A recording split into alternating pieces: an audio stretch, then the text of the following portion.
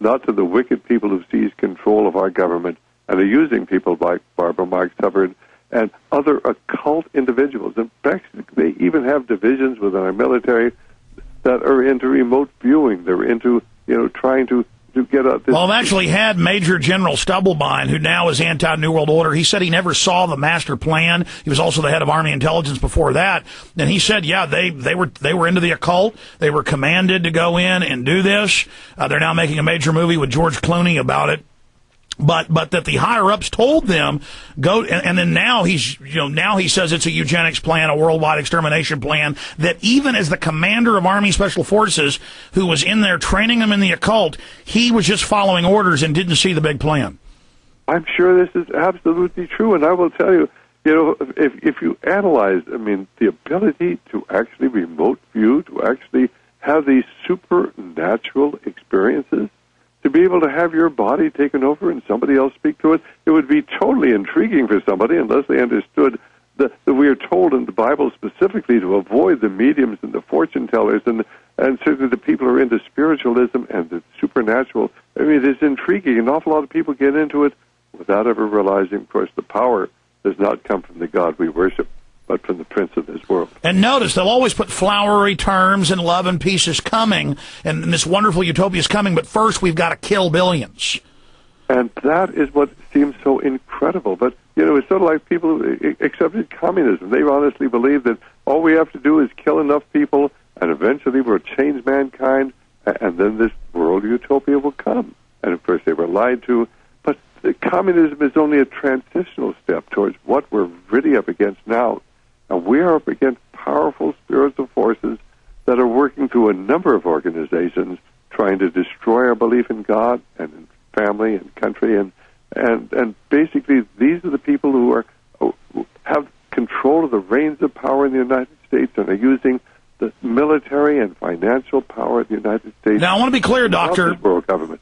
Yeah, and I want you to talk about world government, but to be clear, we've got a lot of atheists and agnostics listening. Even if you don't believe in spiritualism or God, the devil, dark and light, any of that, it is a scientific fact that the elite world system, the technological control grid, the technological, worldwide enslavement system is New World Order controlled. They are into the occult. Their goal is to get world government so they can kill the majority of us. That is in official State Department documents, official British documents. It's in all their publications. God help us, folks. They are spraying poison in the skies, the water, the food. It's all coming out now. And I wanted Aaron to read some more eugenics quotes, and then we'll go back to Dr. Monteith. Read some more of those, Aaron. Yeah, I guess I'll go over some Margaret Sanger quotes here, a lot of which I read yesterday.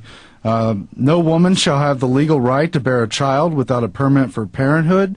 This was part of the American Baby Code she tried to have passed as law. And now that's being proposed. China did it. Now it's being sold here that you'll get tax breaks if you don't have more than one child. Yeah, Nazi Germany did it too. But remember, and the CPS taking kids, Nazi Germany, England, the U.S., social workers were founded for this Endgame Blueprint for Global Enslavement covers it. Continue. Well, yeah, people get into the debate because it's so contentious. Was Margaret Sanger killer? Was she racist? Did she want to kill all these people? Well, you could see the racism in the system. She was Rockefeller-funded. So was German Nazi eugenics, Rockefeller-funded. I think you could see the racism in the whole system and the intent to kill, regardless of if this individual said that in her quotes or not, which she did, of course. She referred to people as weeds and said they should be exterminated. Yeah, where's the quote about we can't let the blacks know we want to exterminate them? Well, it's kind of a tongue-in-cheek, but that's my point. You could see it in the larger system. We should hire 3 or 4 colored ministers, preferably with social services backgrounds and with engaging personalities. The most successful educational approach to the Negro is through a religious appeal. We don't want the word to go out that we want to exterminate the Negro population, and if the minister is the man who could straighten out that idea if it ever occurs to any of their more rebellious members. She wrote in 1939 to Clarence Gamble of Procter & Gamble.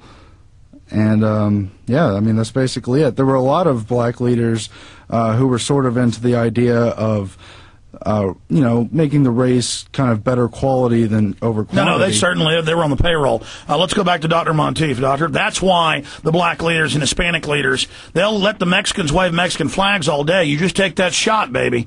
Their Mexican leaders won't tell them that, will they, Doc? No, they certainly won't. And the tragedy is that there really are people who have this white supremacist attitude, and I happen to be white, but certainly I believe every person is made in the image and likeness of God, whether they're black or yellow or red or white. But the people who are involved in this really are followers of a woman named Helena Petrovna Blavatsky, and she really believed in the superiority of the Aryan race. And it was her writings, specifically in the Secret Doctrine. The Theosophic Society, Hitler followed her.